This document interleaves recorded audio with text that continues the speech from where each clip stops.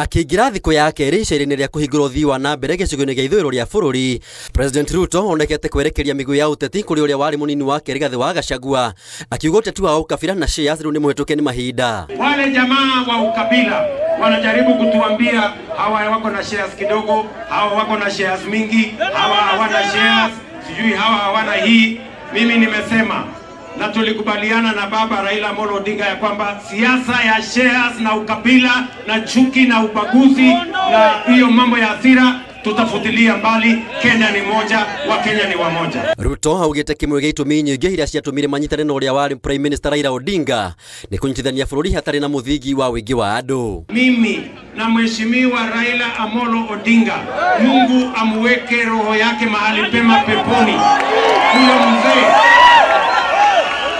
ndio tulikubaliana na yeye tuondoe siasa ya ukabila, tuondoe siasa ya chuki, tuondoe siasa ya migawanyiko, tuondoe siasa ya ubaguzi, tutengeneze Kenya moja ya Wakenya wote.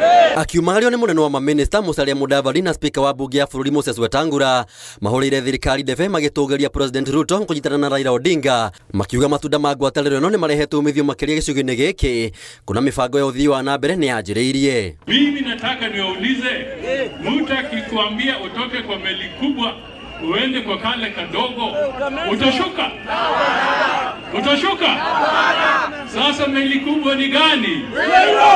Meli kubwa ni gani? Meli kubwa ni gani? Muko na Ruto. Baba Raila, Rais Ruto wakafanya broad based government. Makale ya mapinzano ikakwisha. Hata huyu Kaunya alikuwa akiona watu wa Kenya Kwanza na sita. Lakini siku hizi anaingia kwa ofisi yangu kwa nguvu akijua hii ni serikali moja. Ruto ahingũrĩte waki wa nyũmba cia gũkomwo cia thukuru wa kothi cia mwako wa Bumbe gĩcigo-inĩ kĩa bunge gĩa Binyura, waki wa thoko ya kĩrĩu taũni-inĩ ya Maraba hamwe na tabarĩra ingĩ nyingĩ. Tuendelee na kazi.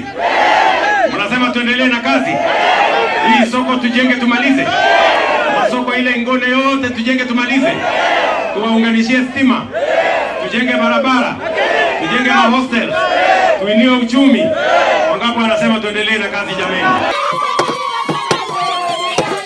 Ngĩribotera Inooro TV, njĩtagwo Maina wa Kĩhara.